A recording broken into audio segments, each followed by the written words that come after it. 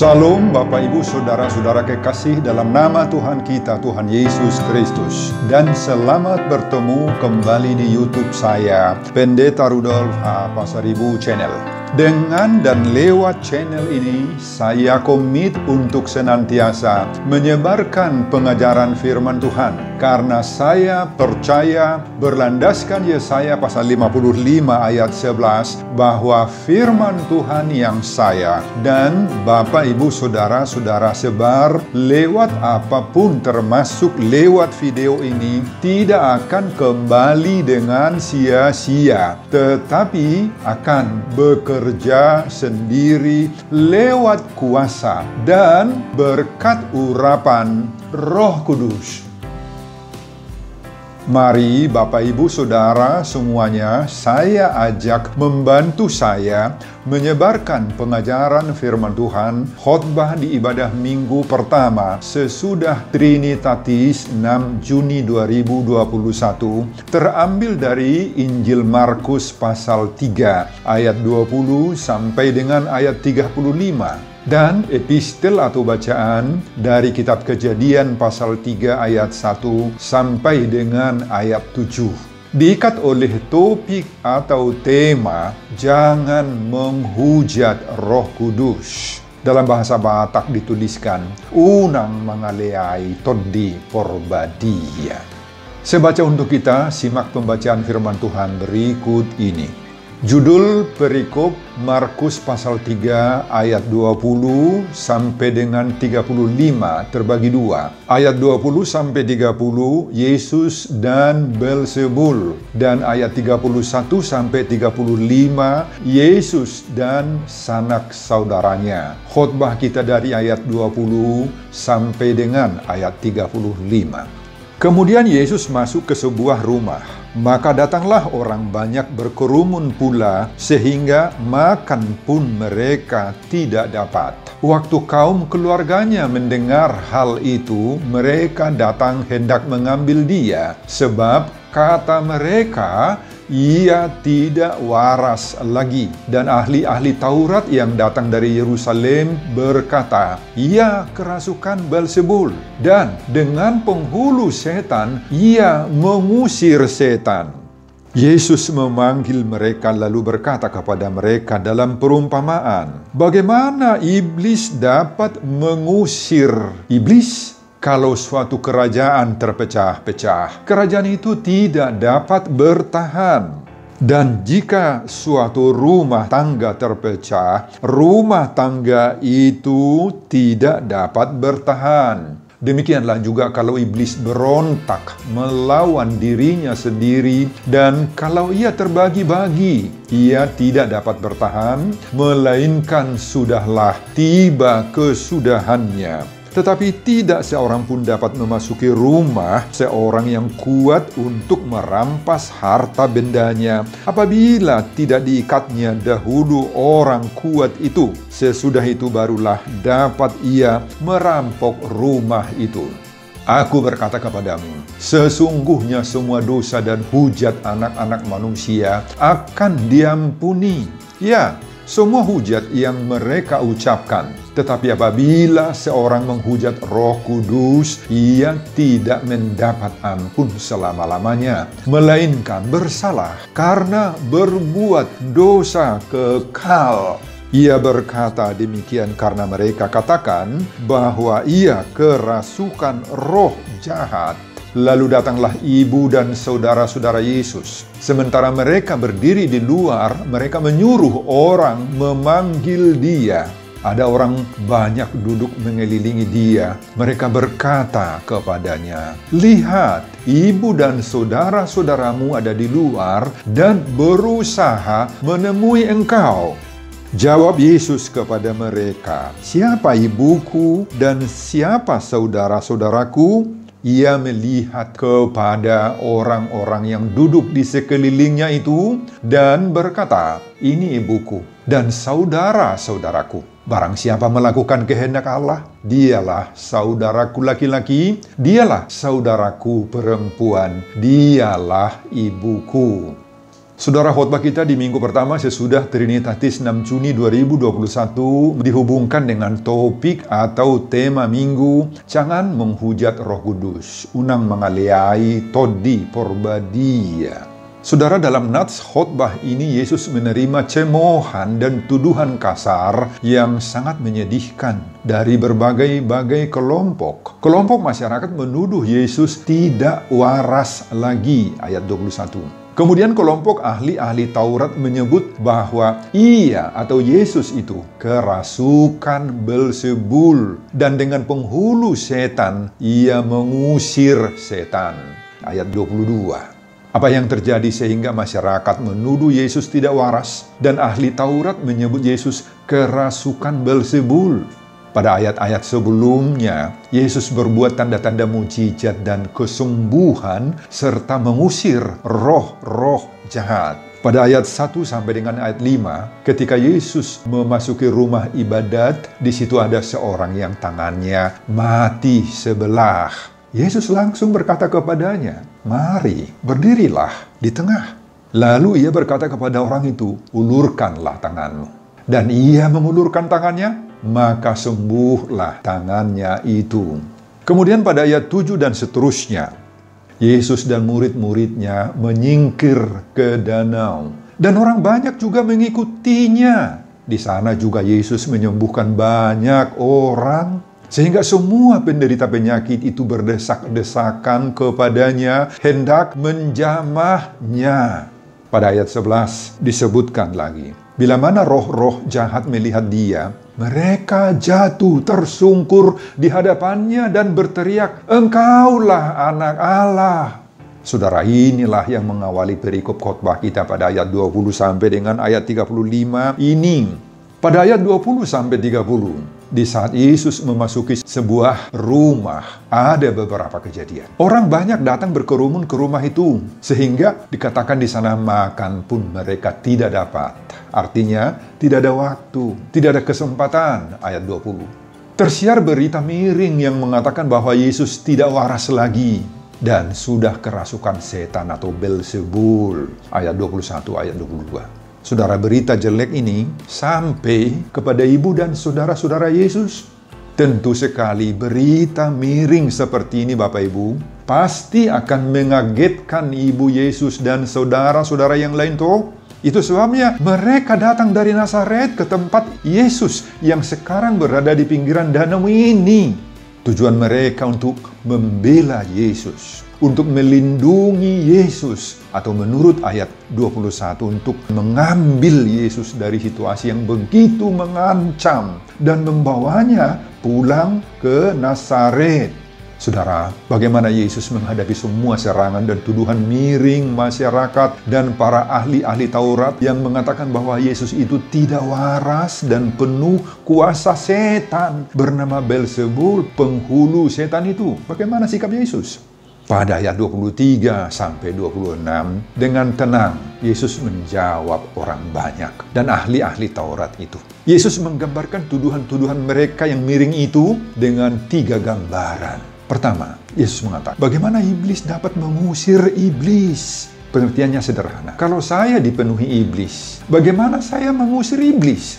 Masa setan mengusir setan? Ibarat bahasa kita sekarang, Bapak Ibu, kok jeruk makan jeruk? Itu maksudnya. Kedua, kalau suatu kerajaan terpecah-pecah, kerajaan itu tidak dapat bertahan. Dan jika suatu rumah tangga terpecah-pecah, rumah tangga itu tidak dapat bertahan.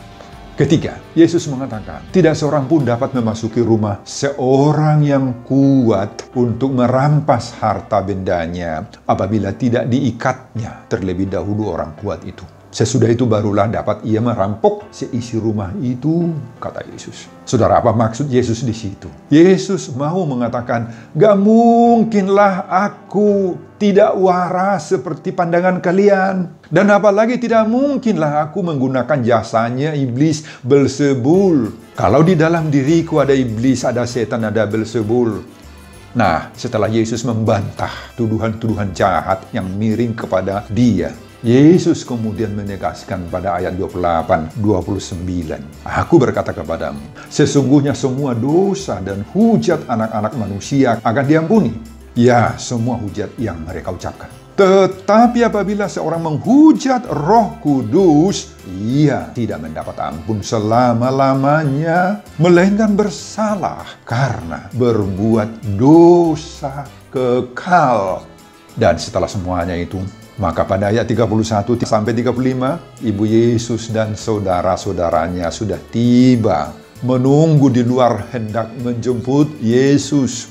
Kemudian seseorang memberitahukannya kepada Yesus, lihat, ibu dan saudara-saudaramu ada di luar dan berusaha menemui engkau, kata seseorang kepada Yesus. Apa jawaban Yesus kepada yang memberitahukan bahwa ibu dan saudara-saudaranya menunggu di luar itu? Yesus melihat kepada semua orang yang duduk di sekelilingnya itu dan berkata, ini ibuku dan saudara-saudaraku. Barang siapa yang melakukan kehendak Allah, dialah saudaraku laki-laki, dialah saudaraku perempuan, dialah ibuku. Ayat 34-35. Saudara, itulah isi khotbah kita. Apa yang dapat kita pelajari dari khotbah kita ini? Di minggu pertama sesudah Trinitatis 6 Juni 2021 yang berbicara tentang hujatan manusia terhadap Yesus, dihubungkan dengan topik atau tema minggu, jangan menghujat Roh Kudus. Mari kita lihat beberapa yang penting sekali Bapak Ibu. Banyak. Pertama, mau sembuh, datanglah kepada Yesus. Kemana saja Yesus dan murid-muridnya pergi, selalu dia bertemu, menemukan, atau ditemui oleh orang-orang yang menderita, yang mengalami sakit penyakit, yang berkeluh kesah dalam banyak hal, yang membutuhkan campur tangan Yesus. Saudara, ini membuktikan bahwa dunia di mana kita berada sekarang penuh dengan berbagai-bagai kemelut, problema, dan penderitaan hidup. Terpaan-terpaan sakit penyakit dan berbagai-bagai tantangan hidup. Beragam jenis penderitaan, problema, kemelut, dan sakit penyakit yang diderita, yang melanda manusia ini Bapak Ibu, ada menyangkut tubuh atau hidup perdagingan, dan ada yang lebih buruk lagi menderita sakit penyakit rohani atau partodion. Meski dunia sudah semakin maju dalam segala hal, termasuk teknik-teknik pengobatan medis, dunia kedokteran, tetapi masih banyak jenis penyakit-penyakit yang belum bisa terdeteksi oleh ahli-ahli medis, ahli-ahli kedokteran. Banyak jenis-jenis penyakit manusia yang sulit dipahami, ditangani, dan disembuhkan oleh para dokter. Termasuk berjangkitnya penyakit jahat dewasa ini, pandemi coronavirus disease di seluruh muka bumi ini. Rumah sakit hanya bisa menjaga dan memutus rantai penularan saja, tetapi belum mampu memberi obat yang pas sampai sekarang. Nah, sekarang Bapak Ibu kita disadarkan oleh khotbah kita ini. Bawalah kepada Yesus semua sakit penyakit dan keluh kesahmu. Penyakit apapun yang diderita oleh manusia tidak ada yang sulit bagi Yesus.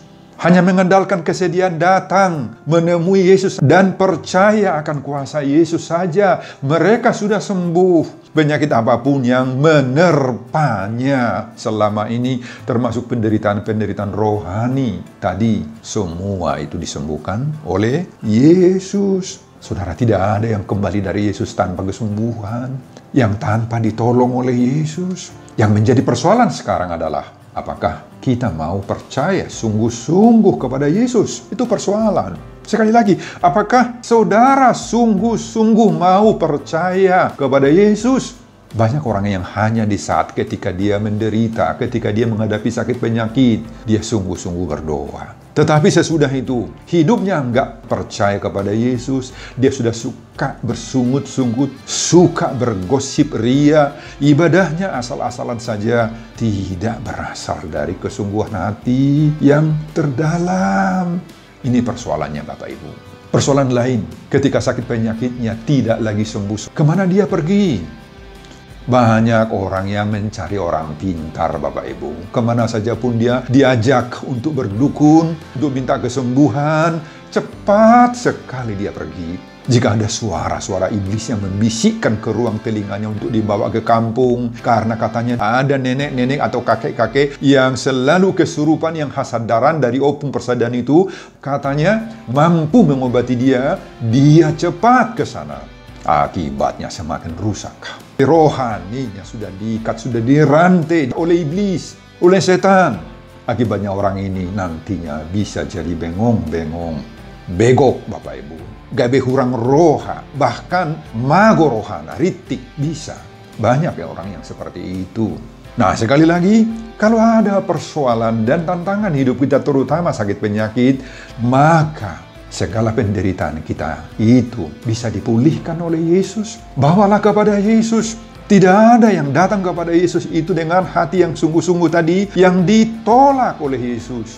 Doa yang lahir dari iman akan menyelamatkan orang sakit itu, dan Tuhan akan membangunkan dia. Yakobus pasal 5 ayat 16. Amin Bapak Ibu. Amin. Yang kedua, jangan sekali-kali menista para hamba-hamba Tuhan. Pada ayat 21 dan 22 tadi disebutkan bahwa ada tuduhan-tuduhan jahat dari masyarakat dan ahli Taurat, bahwa Yesus sudah kurang waras, sudah dipenuhi oleh setan kuasa Beelzebul. Bapak, Ibu, dan saudara-saudara, meski begitu hina tuduhan mereka terhadap Yesus dengan mengatakan bahwa Yesus itu tidak waras lagi, sudah dipenuhi oleh roh setan, namun untuk semua cercaan tuduhan-tuduhan itu, Yesus tidak terpancing. Yesus tetap setia melayani orang-orang yang berkebutuhan khusus. Yesus melayani firman Tuhan jalan terus. Keselamatan manusia menjadi prioritas utama daripada Yesus. Bahkan memanggil semua orang-orang yang menuduhnya itu sinting, tidak waras, penuh roh jahat, dan mengajar mereka, mengkhotbahi mereka, serta menyadarkan mereka akan dosa-dosa mereka ini. Saudara, ini menjadi pelajaran bagi kita. Baik sebagai pemberita Injil, hamba-hamba Tuhan, pemegang jabatan gerejawi atau pertohonan, dan juga sebagai ruas nihuria anggota jemaat biasa. Apa pelajarannya? Khusus kepada para hamba-hamba Tuhan, pertohonan, pelayan, pekerja-pekerja gereja. Apa yang dialamin oleh Yesus, ini adalah juga gambaran dari apa yang harus dihadapi oleh kita, para hamba-hamba Tuhan. Akan dihadapi juga berbagai-bagai tudingan miring, ada teror dari berbagai-bagai kalangan, Bapak Ibu. Banyak orang yang tidak menyadari bahwa tugas hamba-hamba Tuhan itu berat sekali. Malahan masih banyak yang menuding, yang meremehkan pelayan itu. Masih ada yang menuding pendeta, bibelfro, diakones, sintua-sintua itu makan gaji buta lah, makan tidur lah, nggak kerja lah, dan sebagainya. Banyak tuduhan-tuduhan kepada hamba-hamba Tuhan.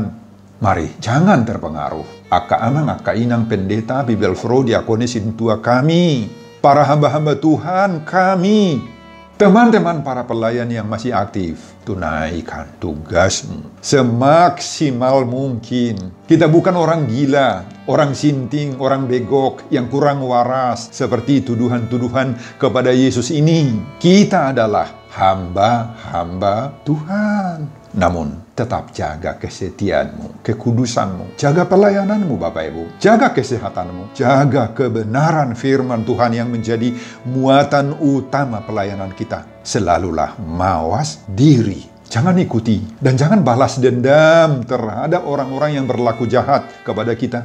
Kalau tuduhan-tuduhan mereka begitu gila kepada kita, jangan ikut kita menjadi sinting dalam ucapan-ucapan kita seperti mereka.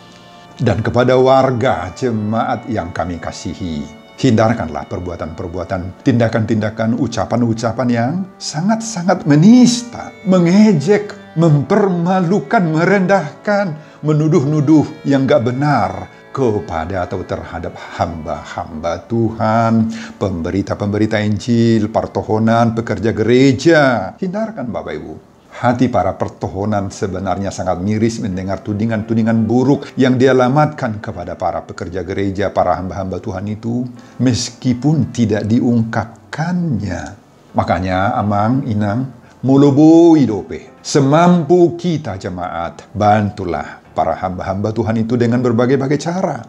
Kalau ada yang kurang beres dalam pelayanan mereka menurut kamu, beri masukan. yang bisa membangun kehidupan berjemaat supaya mereka terdorong, termotivasi, memiliki semangat pelayanan yang begitu serius dari Allah. Amin, Bapak Ibu.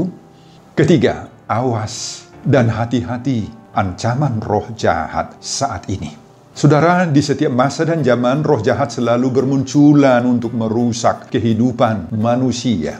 Di zaman kita sekarang, setan-setan bergentayangan untuk menabur berbagai-bagai bibit kuman-kuman yang merusak kehidupan manusia, baik secara jasmani maupun apalagi secara rohani, membuat manusia itu menjadi buta, tuli, bisu secara rohani. Roh-roh jahat itulah yang membuat manusia takut, bungkem, diam 1000 bahasa dalam menegakkan kebenaran keadilan di tengah-tengah keluarga, gereja, dan masyarakat. Roh-roh jahat itulah yang menutup telinga banyak orang, mulai dari remaja, pemuda, hingga orang-orang tua, untuk tidak suka, untuk sinis, apatis mendengar firman Tuhan.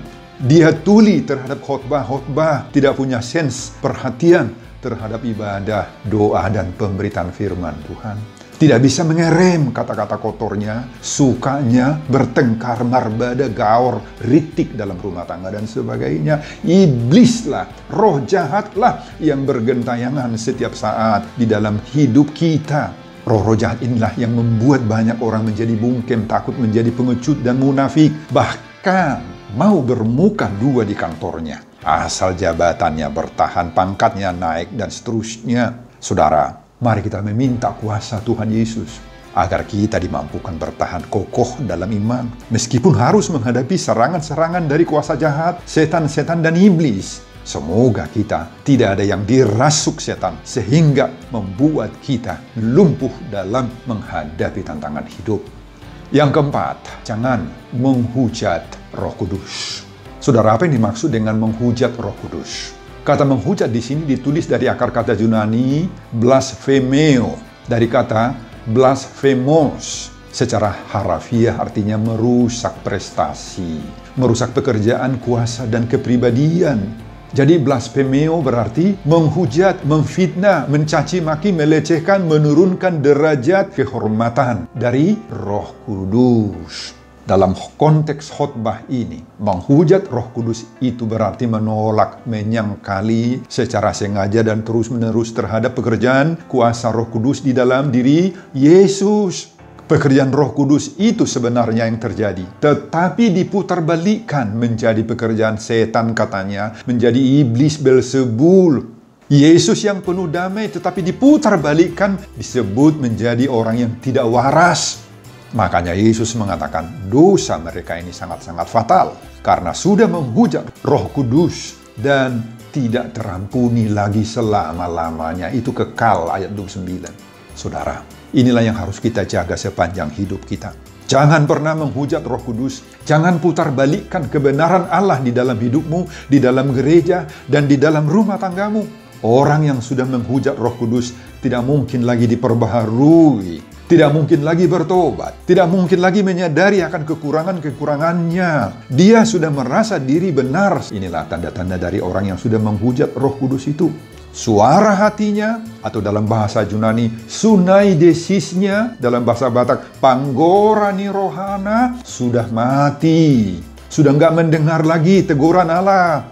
Inilah orang yang menghujat Roh Kudus. Ini orang akan jahat terus. Jadi, selagi masih mau ditegur oleh Tuhan dan rindu diperbaharui, serta mau berusaha untuk bertobat, sunaidesis dan panggorani roha daripada kita masih bekerja. Mari kita lakukan apa yang digerakkan oleh sunaidesis, oleh hati, oleh panggorani roha itu. Bertobatlah segera. Jangan tunggu-tunggu sampai Tuhan akhirnya mengambil nafas terakhir kita. Kalau sudah demikian, wah, berbahaya. Dia akan pasti ke neraka. Pengajaran yang kelima, mari saling menghargai dan rukun dalam keluarga Allah.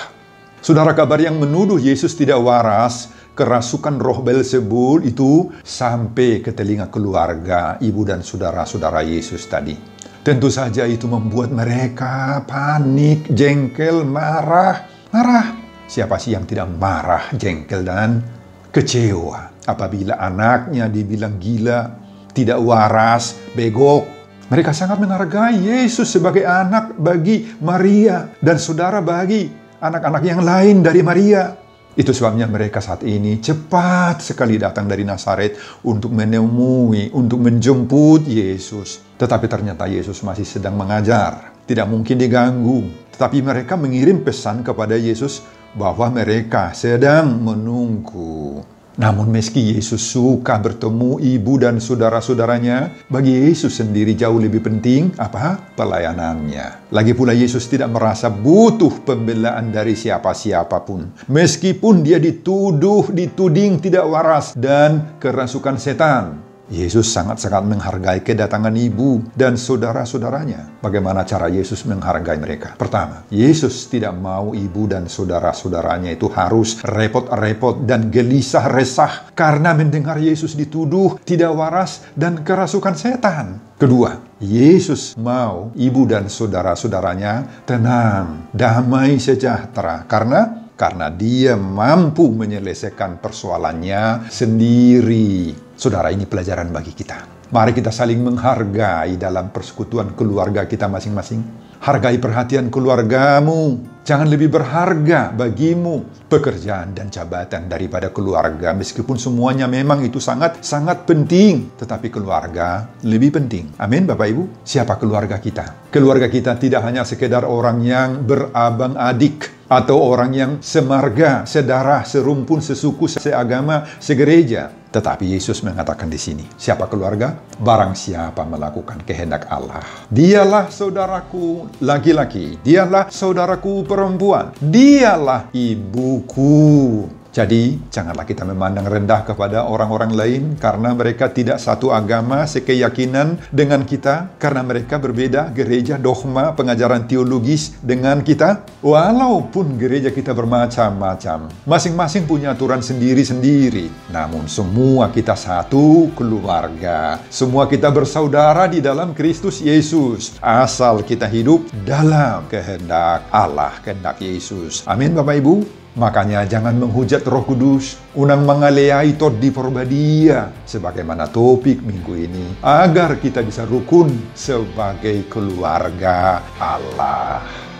Sebelum saya mengakhiri khotbah ini kembali, saya mengajak Bapak dan Ibu, saudara-saudara, untuk membantu saya menyebarkan pengajaran firman Tuhan khotbah di ibadah minggu pertama sesudah Trinitatis 6 Juni 2021 dari Injil Markus pasal 3 ayat 20 sampai dengan 35, agar kita jangan menghujat Roh Kudus, unang mengaleai todi porbadia, termotivasi lewat khotbah ini. Simak juga video-video khotbah saya yang lain agar Bapak Ibu Saudara-saudara memiliki sentuhan dan pemahaman rohani yang semakin diperkaya. Buka di YouTube saya, Pendeta Rudolf H. Pasaribu Channel. Selamat mengikuti ibadah minggu baik di gereja ataupun di rumah kita masing-masing. Tuhan Yesus memberkati kita. Salam, oras, amin. Bapak, terima kasih untuk firman-Mu yang sudah saya rekam. Terpujilah Engkau Tuhan yang memberikan khotbah ini bagi kami. Berkati jemaat yang mendengarkannya. Berkati juga hamba-Mu dalam persiapan-persiapan khotbah berikutnya. Semuanya untuk kemuliaan-Mu di dalam nama Yesus Kristus saya berdoa. Amin.